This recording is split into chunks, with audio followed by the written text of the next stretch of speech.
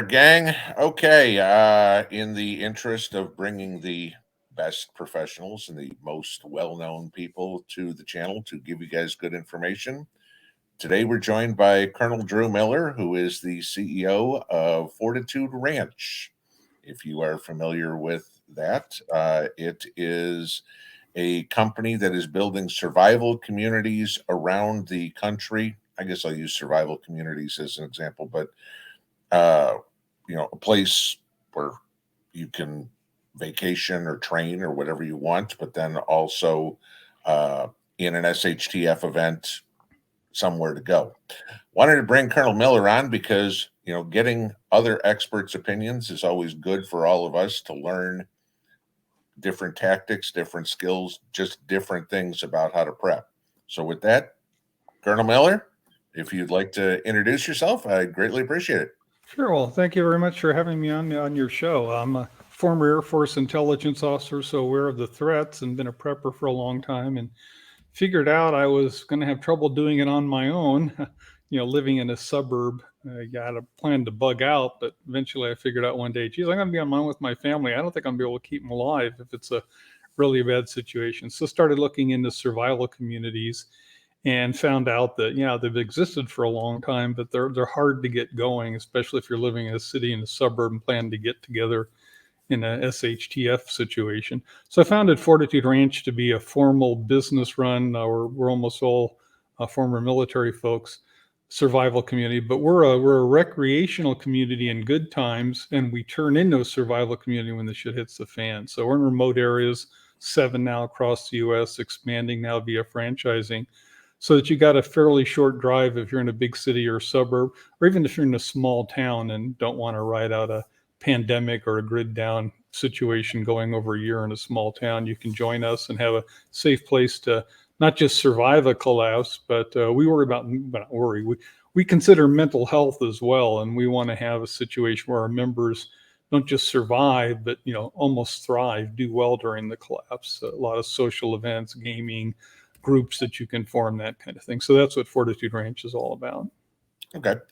Everybody knows me. I like to cut to the chase, avoid all the BS, and get right into it. So we'll just start right here.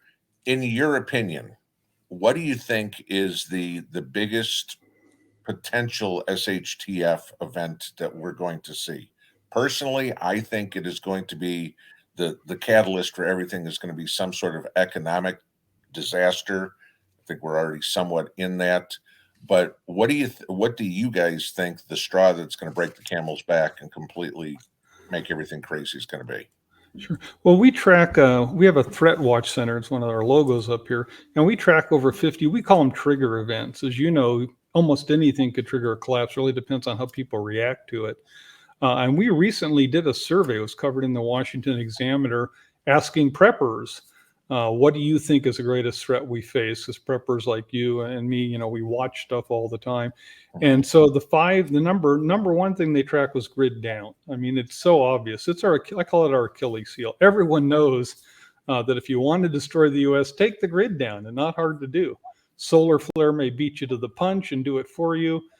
Even a little crappy nation like North Korea with a lousy nuclear force, doesn't matter that they're not high yield. They were designed, according to intelligence analysts, this has been published in the paper, I'm not revealing secrets, North Korea's nuclear weapons were designed for maximum EMP, electromagnetic pulse effect. So they don't have to be accurate. They just go up over in the atmosphere of the United States, and that's it. It's grid down for at least a year, could be several years because of replacing the transformer. So that was number one threat. And by the way, before I forget, the best documentary ever produced on our vulnerable grid is called Grid Down, Power Up. Professional in Dallas, a businessman, investor, David Tice put it out. Fantastic. You got to watch that. I mean, I've been on panels on EMP. I watched this documentary. I learned things.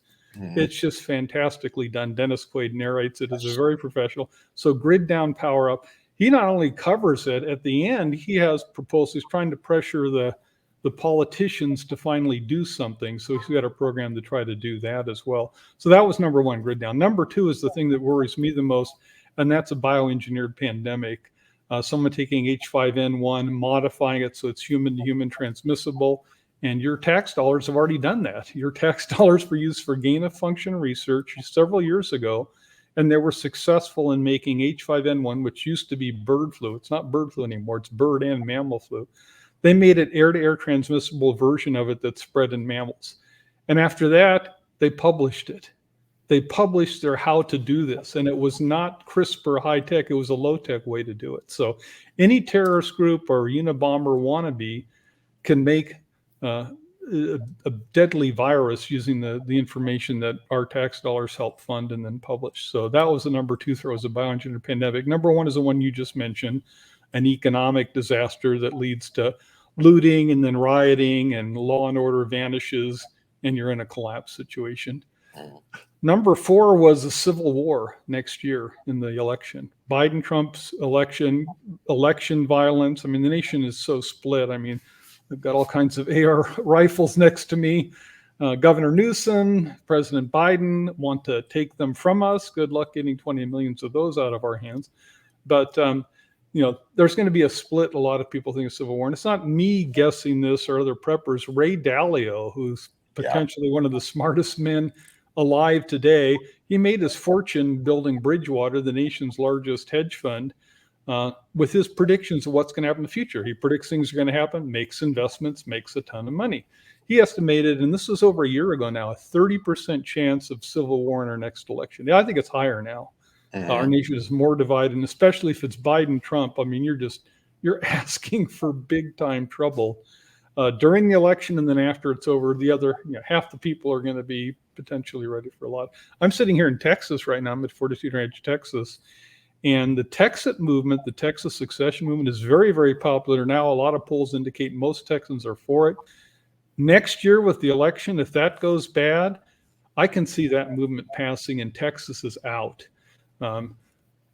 Oregon, a lot of other places. I was in Colorado. I abandoned Colorado because I'm just sick of the Democrats and the liberals have taken over the state.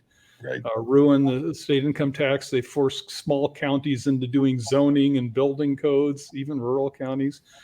Colorado's gone to hell now. The Democratic Party controls it.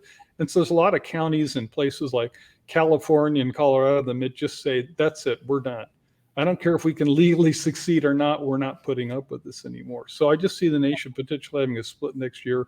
And that was number 4. And the 5th one, I'm forgetting. It's interesting. Of the top 15, 5 of the top 15 were new technologies. So artificial intelligence, you hear about that every week, is a big threat. Nanotechnology, you don't hear as much, but that's concerned quite a lot of people. Genetically modified organisms, bioengineering. There's just a lot of new technologies coming all the time. Even nuclear weapons. A lot of people think, we can stop countries like Iran from developing nuclear weapons, and we're not succeeding. Iran has the ability to break out in months. I mean, if Iran really wants a nuclear weapon, and they may have one already, they can do that. But we assume that the only way to make nuclear fuel is the methods we used in World War II. I'm sorry, but there's advances in material technology and chemical engineering all the time. And eventually we're going to get to a point where, someone takes something, mixes it together, sticks it in the microwave, and voila, enriched uranium or some other form of making a nuclear reaction. So our future with advances in technology is unfortunately one where the destructive power of an individual keeps going up, up, up, up, up. And it's to the point where almost anyone could cause a collapse. It could be your neighbor with ferrets or mink in his basement, screwing around with CRISPR or doing low-tech means to develop a new virus, is going to release a virus that kills most of the human race. H5N1 is 60% lethal. When COVID-19 came out, Fortitude Ranch issued a statement. Within a couple weeks, we alerted, because we've been warning people about pandemics for quite a while. We issued a statement within weeks saying, this is not it. This is not the pandemic we've been warning you about. There was a Harvard Medical School study early on the situation in China, and their conclusion was this virus is way, way below 1% lethal. And a low lethality rate like that is not going to cause the economy to shut down and a collapse. But H5N1 in humans today is 60%, and it doesn't need to be 60%. If it's 6% lethal, people aren't going to work. Right. I'm very impressed with our policemen, but if I was a policeman, not only would I, even if I'm willing to risk my life, I'm in the military, I was willing to risk my life. You were in the military, you're willing to do that, but you do that because you're trying to protect your family. In a Mm-hmm. collapse situation, if there's a pandemic or if there's just massive law and order that's lost and you can't get it back, if I go out and do my job in a pandemic, I could bring the virus home and kill my family. And if it's not a pandemic, if it's a grid down situation, if lawlessness is so bad that while I'm out doing my police duty, my family is going to be attacked at home, a lot of policemen are going Right. to say, that's it. Yep. I got to protect my family. And military is the same way. Yep. I'm Totally. a fan of the Guard. I was in the Air Guard and, really like our National Guard. I think it's a fantastic organization, great way to have extra military manpower. But in a collapse situation, if you think, oh, we'll call up the Guard, a lot of Guard people are not going to show up No. for duty. Yeah. They're not. They're going to be more concerned with taking care of their own families. Exactly like you said. They're not the National Guard, the police department is not going to worry about taking care of me while leaving their spouse and kids at home unprotected. Just not going to happen. And as you know, it's worse because the government and the politicians' top priority is always re-election and themselves. Those are their top two priorities. So they have continuity of government rules.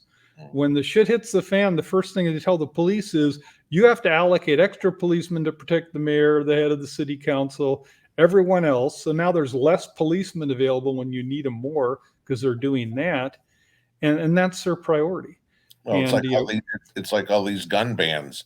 It's like, oh, we need to take away the weapons from the citizenry, but I still need my protection, so my bodyguards still need to be armed. We tell people, the best survival options you have are, if you're a bad guy and you're going to be a marauder, if you get in a big marauder group, you may have fairly good odds of success. If you join Fortitude Ranch, we think we'll do a good job. If you're a really, really well-prepared prepper like yourself, you'll do okay. But probably your best option is get elected to Congress. Because if you're elected to Congress, now you get free protection at Mount Weather, or some people go up to Sidar, Raven Rock. You get free protection for you and your family. And, Mount Weather is just, it's a lot above ground, but it's mainly underground, as you know. And the facilities there, I mean, they even have press rooms because we're so concerned about re-election. We want to make sure that your congressman can continue to do press releases to, get the word out to his constituents during a collapse. It's so horrible. There was a series called While the Rest of Us Die. I forget who put it out. We're 14 ranches on a brief segment, but there's a whole long series about how in a collapse, government's taking care of themselves. They ain't going to do crap for you. And the police, even if they wanted to, just can't. There'll be so many calls that even if your call gets through, there's no way in hell they can respond when there's marauders all over the place.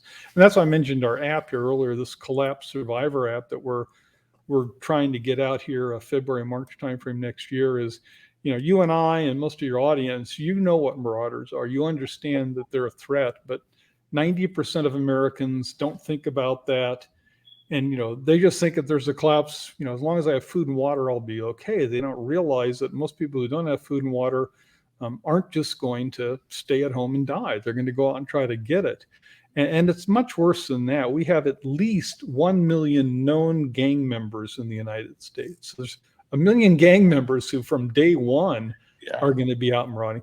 But it's worse than that. We, as you know, with all our laws and lawyers, running the place in the United States, we have more locked up people per capita than any other country in the world. Right. 2 million Americans are in jail. 2 million.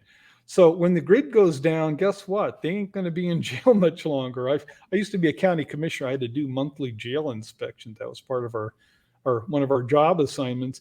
And you cannot run a jail without electricity. Right. So they got diesel generators. Assuming they work, they'll run for maybe 3 days and out of fuel. And at that point, if it's a grid down situation, those 2 million, unless you're going to kill them all, and I don't think that's going to happen, those 2 million people have to go.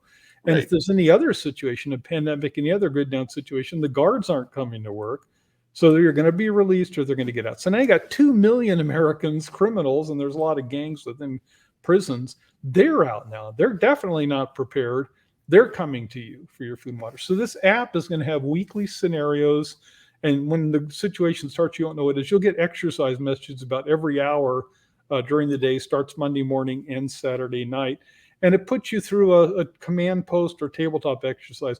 I was not like you. I was in a I was more a headquarters weenie than someone actually out in the field. So your exercises where, you go out and you practice fighting with your equipment, command post tabletop exercises, we make decisions. Oh, we're going to mobilize this force. We're going to move this truck from here to there. We're going to deploy our bombers from Dias over to Offutt Air Force Base, something like that. Well, you're going to do that in a collapse situation. It gives you a future experience. People are really going to get into it. It's not zombie apocalypse. It's real collapse scenarios. And when people get into that, they're going to understand the marauder threats because they're going to have to deal with it. You have to make decisions in this app. For example, your neighbor just told you there's a marauder group that's just come through the end of the neighborhood. They're asking if you want to join with them, grab weapons to go attack them. If you want to defend in your house, you get 4 or 5 decisions to make. You've got to make a decision like in 60 seconds. There's a clock timer going. And then you deal with the consequences of your decision. It depends on the location you're in. If you're in a big city, in a lot of our scenarios, you're going to get a message eventually that says, we regret to inform you that you died. You were shot at such and such a time. You bled out in 5 minutes. Although you're dead, you can continue to play the scenario, but you're going to be logged as a fatality. So people are going to get to experience what it's like to be collapsed. And our goal is to make everyone understand that with nanotechnology, artificial intelligence, our vulnerable electric grid, bioengineering, natural pandemics, solar flares, on and on and on, eventually there's going to be a big disaster coming. And if you're not well prepared, you're going to die. Right. You bet. I mean, in everything there, I mean, you probably put about a half a dozen questions in my head. But kind of go over this. You mentioned Civil War, and I've talked about this many times, and it's not going to be North versus South. It's not going to be black versus white. It's going to be red versus blue. Mm-hmm. And the problem is, it's not going to be like anything anybody's used to, because everybody's not going to go, gee, I'm going to go put a red sweatshirt on today or a blue sweatshirt. You don't know, so unless somebody's running around flying their, Biden 2024 flag, you're not going to know what side they're on. But then you really hit the other one with Texas, with what's going on there. And if Texas does decide to secede from the Union, the United States falls in a heartbeat, because conservatives cannot win. And I mean, even if you want to talk about Republicans, you want to talk libertarians, you want to talk about rhinos, okay, they can't win any sort of presidential election without Texas. So therefore, we tip from lean left to far left. The Bernie Sanders wing takes over the country, the rest of the country instantly. And it's not like 150 million people can all of a sudden say, oh my God, I got to get out of here. Let's all go to Texas. So it brings me into Fortitude Ranch. And like you said, you guys have 7 different campuses, or however you want to put it, around the country. You know as well as I do, as soon as anything goes south, people probably have 24 hours tops to recognize the threat, make the decision, react, and implement their solution. People talk about bugging out all the time. And my first question is, where are you going? Yep. And it hits them like a ton of bricks. Well, I'm going that way. Where's your destination? So at least, you guys have a destination. But how feasible is it by your locations for somebody who lives in the UP of Michigan, for example, to get to, and I don't even know which one of the Wisconsin. Okay, now all of a sudden, I think when I was reading the white papers on Fortitude Ranch, you guys were talking about within 500 miles. That's a tank full of gas for if everybody's got a full tank of gas to get out, and B, that's without 100 million cars on the road and gridlock. How feasible do you see it for people to be able to get to the facilities from any sort of distance, and in what time frame? Sure. You actually hit me with 4 good questions there. So I made notes here, fortunately. First of all, on this app, it's called Collapse Survivor Sim Warn, Simulation and Warning. The main thing people are going to play for is the simulation, a realistic scenario, but you also get the Fortitude Ranch threat warnings. If you get this app, this is what we will use. We have other means to contact our members, obviously, but our members are also going to get threat alerts. So if we say, for example, H5N1 is spreading in North Vietnam, we get a warning. And we're looking for this kind of stuff. We see a warning in Vietnam, we'll send out a message. H5N1 is spreading in North Vietnam. You need to assume a panic is coming, may already be here, and come to Fortitude Ranch. So everyone will get that. So you'll get an earlier warning with this app as well, because you're right. You do want to act within the first 24 hours. Second thing was, I'm trying to read my notes. Oh, bug out. Yeah, that's the other reason for this app is try to persuade people. Because you know this. It's hard not to laugh when I talk about this, but tens of millions or hundreds of millions of Americans think that in a collapse, I'll grab and I'll go into the forest and I'll survive there.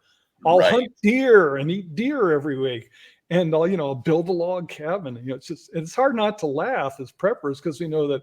Are you out of your mind? I mean, at Fortitude Ranch, our policy is, the second we have a warning, we start shooting everything. I don't mean, it's not hunting, it's poaching.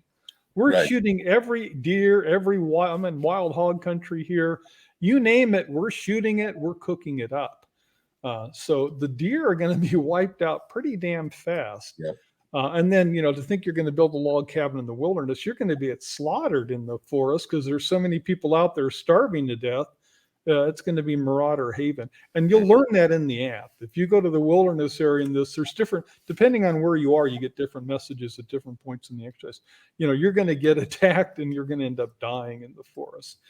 Third thing is, how do you get long distances? For our members, if you join, that's one of the things we train you in our member training is how to get there. So first of all, we recommend you store gasoline. We don't recommend stabilizer. We just cycle it through.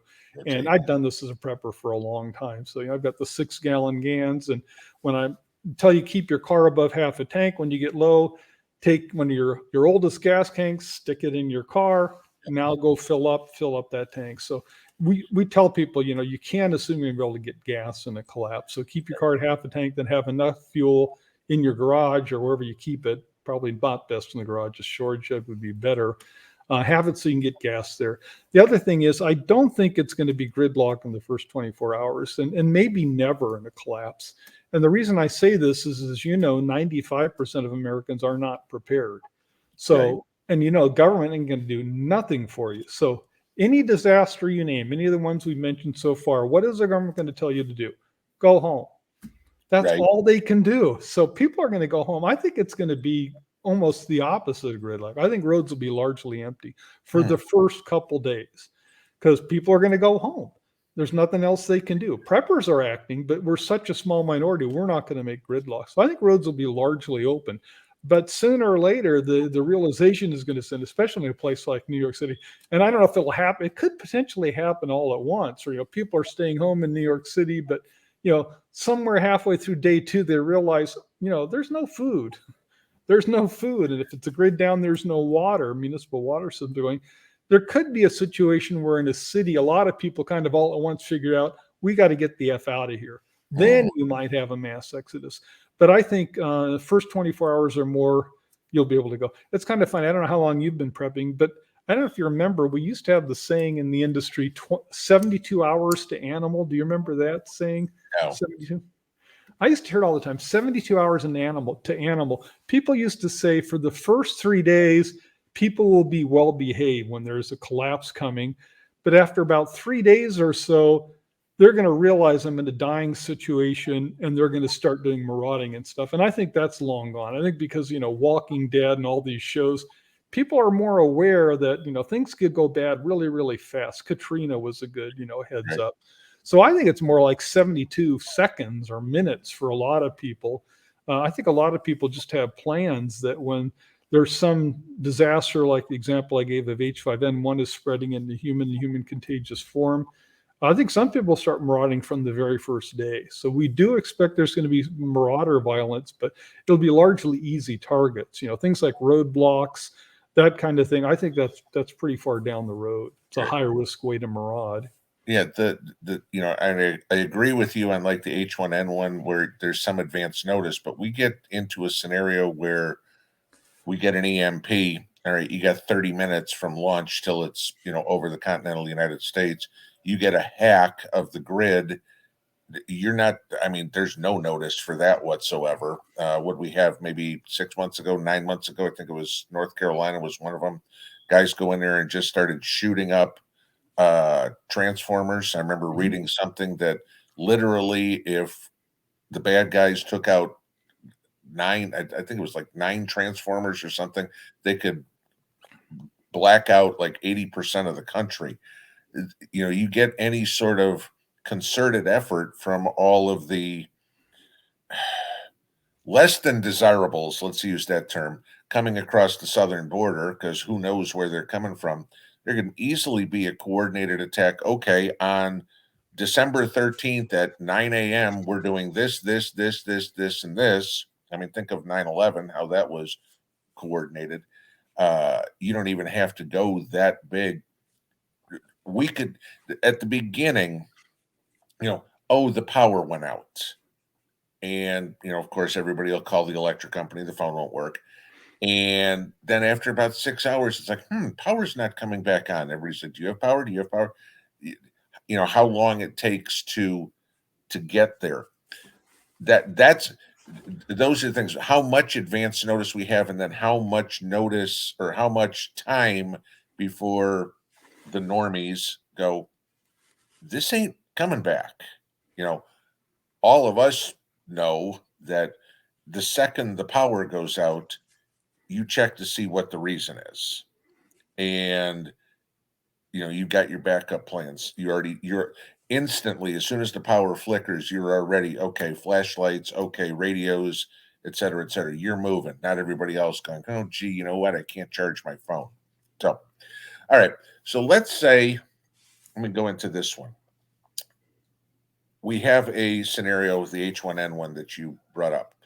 And we'll just use the Wisconsin example like we talked about before. I'm in the UP of Michigan, and I make it down to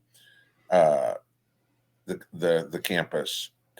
How is the social structure, specifically the leadership structure, set up within Fortitude Ranch? Because as well as I do, it's not in the military. It was pretty obvious. We were trained from day one. Rank structure and everything. You're not going to have that with a whole bunch of civilians who have probably, for the most part, never associated with each other, don't know each other whatsoever. How are you going to avoid a situation of too many chiefs and not enough Indians? Well, staff has these uniforms on, the uniform I'm wearing right now. In addition to full-time staff on site, we also have assistant ranch managers. Most of those are former military as well. And sometimes we'll give them even a discounted membership for doing a couple weeks of work per year at Fortitude Ranch and serving as a assistant ranch manager in a collapse. And really that means running a guard shift, probably one at night with our more capable guards. So we've got those people in charge. The rest of our members, the main reason non-military joined Fortitude Ranch is because of our military background. They want someone in charge. They're not prepper experts at all.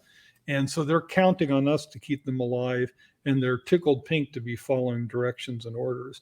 It's in everyone's interest for us all to get along. If we have someone, and I don't think we honestly will, but if we do get someone who's being troublesome, staff will talk to them and say, hey, Pinball, you're making too much noise at night. You can't be howling at 2 a.m. You got to stop that. And if you don't stop doing that, well, eventually, we'll have to tell you, if you do this again, I'm sorry, but the walls are to keep bad guys out, not people in. If you can't stop this problem, it's endangering our security, you'll be kicked out, because it is a business. It's not a voluntary survival community. The ranch manager is in charge. So we deal with it that way. But I think it's going to be just the opposite. It's going to be so bad out there, so relatively wonderful inside. Our members are going to be doing everything they can to cooperate and make sure they're allowed to stay there, and they will be as long as they do good work. And people join Fortitude Ranch understanding that, yeah, it's a vacation place in good times, but we warn people on our first tours and membership check-in, everything, saying, when the collapse is starting, we will be working your asses off for at least the first month. We have to chop down trees to clear lines of fire, stack them into defensive walls. We're doing all that poaching. Every deer, rabbit, edible creature gets shot. And we take the log strip off the branches. We're making fires. We're smoking and making jerky. We're working your ass off for the first month. But after that, now there's free time where you can form groups. American History Book Club meets Tuesday at 3:00, in this common area over here. And we're going to make it a really good place to be, especially relative to what's going on out there. So we really don't expect to have trouble, but our staff obviously is trained on how you would deal with someone like you howling at 2 a.m. Yeah, I just the picture I always get. I mean, and any good prepper is always going to think of the worst case scenario and try to figure out how to solve that, because then everything else is easy. But I always think about the hoity-toity attorney who he's better than everybody, or pick a profession. It's like, no, I'm not doing guard duty at 2:00 in the morning. Somebody else can do that. No, I'm not the one that's cleaning out latrines. Somebody else can do that. And every time I hear about groups of people coming together who have never worked together before, that's the biggest fear I run into. I always think about it. It's like, you're going to have a whole bunch of people, too much argument and not enough work. But it sounds like people have been made well aware that this is the guy in charge. The end. Either fall in line or get out. Right. And they're largely joining because of that, because they do want to have someone in charge. They don't want to, the stupid, I don't know the name of the TV show, the stupid voted off the island. There's no voting off the island at Fortitude Ranch. We've got a contract, we're a business, where our job, our mission is to keep our members alive. Right. And they know that, but they know it's not servicing, it's everyone works. Yeah. Everyone does guard duty. If I've got an 80-year-old blind lady, she's doing guard work. She'll be on duty probably at night, where her hearing, may be helpful, and she'll be with the sighted guard member. So everyone does guard duty, and everyone has work to do. Kids will be escorting. We'll free range our chickens in a collapse, so it's a job. Kids are with the chickens to, make sure there's no coyotes trying to sneak up when our guard dogs aren't covering everywhere. Got it. All right. Well, I mean, we've hit a half an hour there, and I wanted to kind of introduce you to let everybody else know. Gang, if you want to go see more about Fortitude Ranch, Colonel Miller, everything they've got going on, I'll link the homepage there to you if you want to go check out the Collapse Survivor app, which, like Dr. Miller said, is coming out here in a couple of months. Please go look at that. Again, it's one of those things, like I say all the time, take what's important to you, leave the rest. If it's more information you can gather, learn something, it's worth the half an hour you spent here, or a couple hours to go research stuff that they do. But Colonel Miller, I wanted to say thank you for your time, and hopefully we will get a chance to continue this discussion further on down the road before we have a bad problem. Sounds good, and thank you for your military service and for educating people on preparedness. We all need to do it. All right. Thank you, sir. Thank you.